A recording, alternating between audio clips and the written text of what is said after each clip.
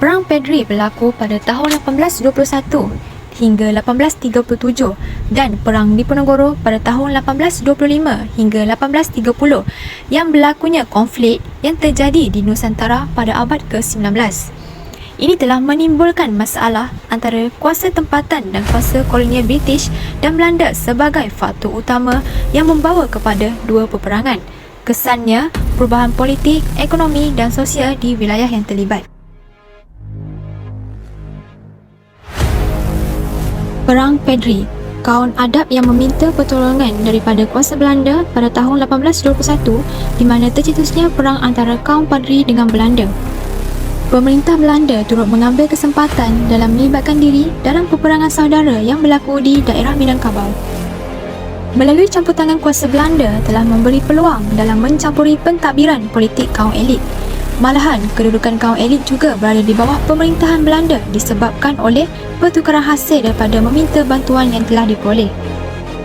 Perang Diponegoro. Perang Diponegoro pada 1825 hingga 1830 merupakan satu perang yang terbesar melibatkan campur tangan kuasa Belanda di Indonesia. Perang Diponegoro atau Perang Jawa berlaku kerana sikap Pangeran Diponegoro yang tidak menyetujui campur tangan Belanda dalam urusan kerajaan. Campur tangan kuasa Belanda semakin berleluasa apabila dapat menguasai daerah-daerah Mataram. Ini menyebabkan Belanda meluaskan pengaruhnya bagi mencampuri urusan dalam pemerintahan Mataram. Perang Diponegoro ini telah berlakunya pertentangan disebabkan oleh kekuasaan yang telah diberikan kepada Belanda bagi penuntutan hak dan wilayah. Ini menyebabkan kekecewaan yang berlaku terhadap pemerintah kerajaan dalam aspek politik. Isu tanah dan wilayah. Perang Padri 1821 hingga 1837. Selepas daripada pelaksanaan Perjanjian London 1824, kekuasaan Inggeris telah beralih arah kepada Hindia Belanda. Ini telah mengangkat James Dupuy sebagai presiden. Setelah pihak Belanda menilai daerah pedalaman akan menjadi pasaran utama komoditi import daripada pihak luar, maka sebab itulah pihak Belanda bersetuju untuk membantu kaum adat dalam peperangan dengan kaum Padri. Satu kontrak penyerahan kerajaan Minangkabau kepada Belanda telah dibuat pada tanggal 10 Februari 1821 antara Residen Dupuy bersama Tuanku Suruwaso dan 14 penghulu yang mewakili penduduk Minangkabau. Melalui perjanjian tersebut, pihak penghulu perlu menyerahkan Pagaruyung, Sungai Tarap dan Suruwaso serta daerah kerajaan Minangkabau kepada Belanda. Setelah 3 siri peperangan berlaku, maka kemenangan tersebut berpihak kepada Belanda dan telah berlaku pertambahan wilayah setelah kemenangan tersebut. Akhirnya, Belanda berjaya menguasai kawasan Sumatera Barat. Perang Diponegoro 1825 hingga 1830. Perang Diponegoro berlaku disebabkan oleh campur tangan kuasa asing iaitu penguasa Hindia Belanda dalam urusan pemerintahan Yogyakarta. Konflik mengalami puncaknya apabila pemerintahan Hindia Belanda merancang pembinaan jalan.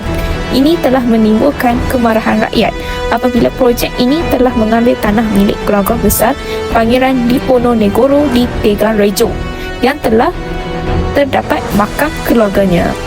Seterusnya mengenai isu sistem penyewaan tanah yang dilakukan oleh pihak Belanda. Isu penyewaan tanah ini telah menyebabkan penyelewengan di sekitar tanah di Jawa. Peraturan Van de Capellen telah merugikan semua pihak. Hal ini kerana pihak tuan tanah berjaya mendapatkan wang sewa tetapi tidak mampu untuk mengembalikan wang yang sudah terpakai. Mereka terpaksa meminjam daripada pihak lain untuk melasaikan hutang tersebut. Maka, Perang Diponegoro tercetus disebabkan oleh tindakan Belanda yang mencampuri hak dan kuasa mengenai isu tanah dan wilayah Yogyakarta. Perebutan kuasa Perang Pedri 1821 sehingga 1837. Pada abad ke-19, dua perang besar meletus di tanah air Indonesia iaitu Perang Pedri di Minangkabau dan Perang Diponegoro di Jawa. Keduanya berpunca daripada perjuangan untuk memperebutkan kuasa dalam pentadbiran.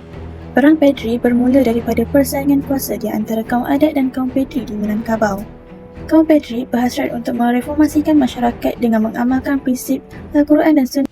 Namun, kaum adat menentang keras gerakan ini disebabkan mereka terbiasa dengan kehidupan kebaratan sehingga mencetuskan konflik yang sengit. Gerakan Pedri berhasil memenangi pertempuran, akan tetapi pertikaian ini tidak berakhir di situ. Bahkan, Inggeris dan Belanda juga turut campur tangan dalam perebutan kuasa demi mengejar kepentingan masing-masing di Minangkabau. Dibuktikan apabila Belanda menunjukkan kekuasaannya dengan menawan Simawang pada tahun 1821. Belanda melakukan penindasan melalui sistem tanam paksa dan campur tangan dalam urusan agama serta pendidikan. Melalui perjanjian Sumpah Seti Bukit Marapalang, kaum Pedri yang diketuai Tuanku Imam Bonjol dan dibantu kaum adat ingin menentang kembali pihak kolonial Belanda sekaligus merebut kembali kuasa di Sumatera Barat. Akhir sekali, perebutan kuasa ini dimenangi pihak kolonial Belanda apabila pimpinan perang Tuanku Nan Alahan menyerah kalah. Sementara itu, perebutan kuasa turut berlaku di Jawa di antara Pangeran Diponegoro dan pihak kolonial Belanda. Peperangan tercetus apabila Belanda mengabaikan hak Pangeran Diponegoro sebanyak 2 kali untuk menaiki tahta dan telah mengiktiraf Pangeran Jarut sebagai Sultan. Sultan di Jawa dianggap sebagai Sultan boneka yang menurut segala kemauan pihak kolonial Belanda dalam pentadbiran Jawa. Perkara ini menjadi pencetus kepada kebangkitan Pangeran Diponegoro. Pangeran Diponegoro berjaya menawan wilayah Lengkong pada 1826, tetapi Belanda melawan kembali beliau dengan kekuatan tentera yang lebih besar. Belanda telah merancang teknik pembinaan kubu untuk menangkap Pangeran Diponegoro. Pada 28 Mac 1830, Pangeran Diponegoro menyerah kalah disebabkan tipu helah Belanda. Maka, perebutan kuasa di antara Pangeran Diponegoro dan Belanda dimenangi oleh pihak Belanda.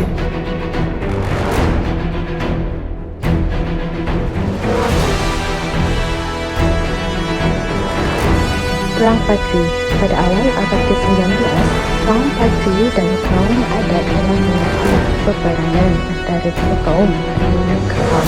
Perang ini tercetus apabila beberapa orang ulama iaitu Haji Miskin, Haji Piombang dan Haji Sumanik telah memperkenalkan gerakan pembaharuan ajaran Islam di Minangkabau. Gerakan ini dikenali Gerakan Padri.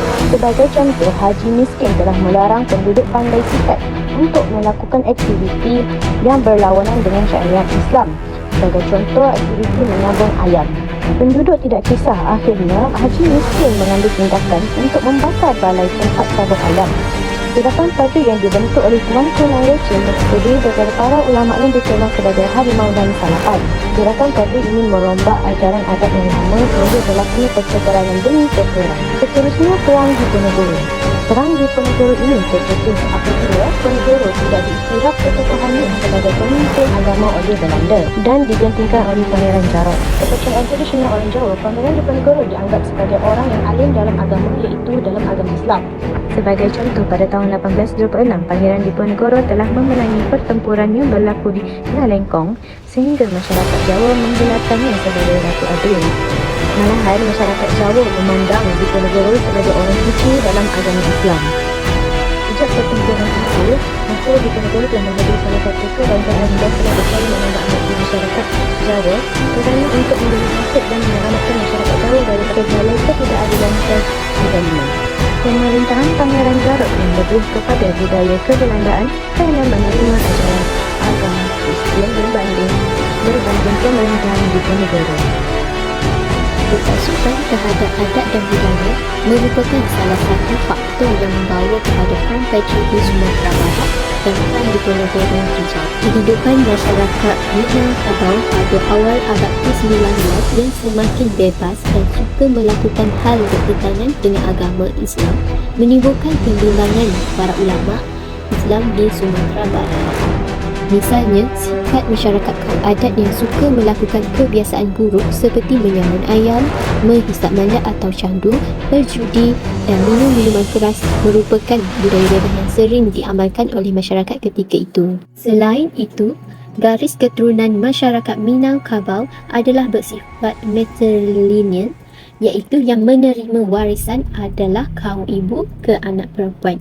Malah mengikut adat Minangkabau, lelaki berkahwin perlu mengikut isteri. Di Jawa, adat dan budaya masyarakat menjadi landasan bagi gerakan yang dibawa oleh Pangeran Diponegoro dalam Perang Diponegoro. Campur tangan Belanda dalam pemerintahan di Jawa telah memberi pengaruh kepada tata kehidupan dan mengubah tradisi masyarakat Jawa. Misalnya, di Karaton sering mengadakan upacara tradisi barat seperti minum minuman keras atau alkohol, pergaulan bebas dan sebagainya telah menimbul kemarahan Pangeran Diponegoro. Eksploitasi ekonomi oleh Belanda berlaku disebabkan Belanda ingin mengaut keuntungan hasil bumi Sumatera Barat. Pas tamat Perang Diponegoro, Belanda telah mengukuhkan kedudukan di Jawa dan Belanda cuba menjatuhkan kaum Pedri dengan mengeksploitasi ekonomi di Minangkabau. Sebagai contoh, kawasan tengah Minangkabau mempunyai dataran padi yang subur, industri kraftangan dalam bentuk tenunan, pencelupan nila, pembuatan perkakar besi, pembuatan tembikar dan pembuatan gula turut diperkenalkan. Penguasaan penanaman kopi yang sangat meluas di kawasan pendalaman Minangkabau hingga abad ke-19. Peristiwa itu dapat dilihat Belanda telah mengambil peluang ketika Perang Saudara terjadi dengan memonopoli hasil ekonomi di Sumatera Barat. Eksploitasi ekonomi oleh Belanda dalam Perang Diponegoro ini dapat dilihat dengan pembatalan kontrak sewa tanah. Hal ini kerana penyewa akan membayar wang pendahuluan kepada tuan tanah sebelum diberi hak untuk menggunakan tanah tersebut. Gubernur Van der Capelle membatalkan kontrak sewa tanah pada tahun 1820 kerana beranggapan satu bentuk penindasan. Pembatalan ini telah menyebabkan kemarahan golongan bangsawan dan tidak puas hati para petani terutamanya di kawasan Yogyakarta dan Jakarta. Golongan bangsawan kehilangan semua pendapatan disebabkan pembatalan sistem sewa tanah ini. Para penyewa menuntut balik bayaran wang pendahuluan yang diserahkan kepada tuan tanah untuk disewa tanahnya. Namun begitu, wang bayaran balik tidak mencukupi untuk dipulangkan semula. Hal ini menyebabkan tuan tanah terpaksa menyerah tenaga para petani untuk mendapatkan hasil yang banyak bagi melunaskan hutang. Oleh itu, wujud perasaan tidak puas hati dalam kalangan pembesar dan petani sehingga tercetusnya Perang Diponegoro pada tahun 1825. Kehilangan Belanda merupakan salah satu kesan Perang Pedri dan Perang Diponegoro. Kesan Perang Pedri pada 11 Jun 1835, Belanda telah kehilangan 23 tentera dan seramai 139 mengalami kecederaan. Keseluruhan Perang Pedri menganggarkan kira-kira 2,000 orang tempatan dan 15,000 tentera Belanda terkorban. Manakala kesan Perang Diponegoro, seramai 8,000 orang tentera Belanda dan 7,000 orang tentera pribumi telah terkorban. Kematian ini bukan sahaja disebabkan oleh pentempuran, tetapi penularan penyakit berjangkit seperti cacar yang menyerang merupakan penyebab kepada angka kematian semakin meningkat. Kesan Perang Pedri berlakunya perubahan wilayah dan kuasa apabila Sumatera Barat yang dikuasai oleh orang tempatan berubah milik kepada pihak kolonial Belanda. Belanda telah menggunakan kesempatan perang untuk mengukuhkan kedudukan mereka dengan menguasai wilayah-wilayah yang strategik di Sumatera Barat. Sebagai contoh, pihak Belanda telah berjaya merebut wilayah Kapau, wilayah Tilatan dan Kaman pada tahun 1831 di bawah pimpinan Lieutenant Colonel Elaut. Bahkan, kuasa politik pemimpin tradisional Minangkabau yang menentang Belanda juga akan kehilangan kuasa.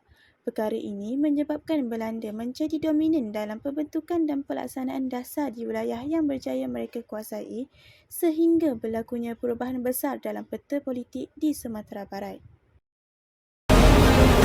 Kesan Perang Pedri pada tahun 1820 sehingga 1837, Perang Diponegoro 1825 sehingga 1830 telah menyebabkan ekonomi semakin merosot.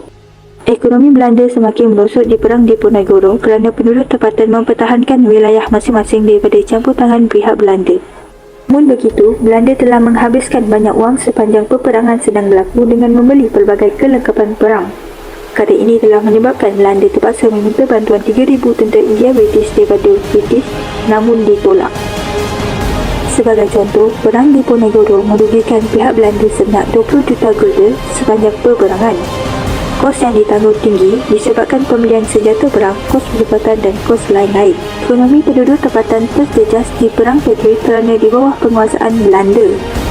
Belanda telah melakukan sistem tanam paksa kepada para petani. Sistem tanam paksa yang mula dilaksanakan selepas tamat Perang Pedri. Sistem ini memaksa para petani untuk menanam tanaman yang dikehendaki oleh Belanda. Para petani perlu menanam kopi kerana pada masa itu tanaman kopi mendapat sambutan oleh pedagang luar. Penduduk tempatan yang bekerja sebagai petani terpaksa tunduk dengan arahan Belanda sehingga berlaku penderitaan dan penindasan kepada mereka. Oleh itu, kemerosotan ekonomi yang berlaku di Perang Padri dan Perang Diponegoro ini menjadi kebimbangan kepada penduduk tempatan dan Belanda untuk membaik pulih ekonomi di wilayah tersebut. Kesimpulannya, Perang Diponegoro tercetus berpunca daripada ketidakpuasan terbesar yang terjadi di Yogyakarta apabila Pangeran Diponegoro tidak terpilih menggantikan Hamengkubuwono III yang wafat pada tahun 1814 sebagai Sultan, namun Pangeran Jarodin diangkat sebagai Hamengkubuwono IV. Manakala Perang Padri pula berlaku disebabkan oleh perbezaan prinsip dalam memahami isu ajaran agama Islam yang dipimpin oleh 3 orang Minangkabau yang baru pulang dari Mekah dan ingin membuat pembaharuan dengan menggunakan kekerasan terhadap penduduk kampung. Seperti yang diketahui, faktor kedua perang ini terkait kepada 3 isu, iaitu isu kuasa, isu budaya dan agama, isu ekonomi. Isu kuasa di mana tanah dan wilayah, perebutan kuasa dan juga campur tangan kuasa asing. Isu budaya dan agama ialah ketaksuban terhadap agama dan juga ketaksuban terhadap adat dan budaya. Isu ekonomi pula ialah pengeksploitasian ekonomi oleh Belanda. Akhir sekali, kesan perang iaitu mempunyai 3. Yang pertama, kehilangan nyawa. Yang kedua, kemerosotan ekonomi. Dan akhir sekali, perubahan wilayah dan kuasa di antara kedua perang. Sekian, terima kasih.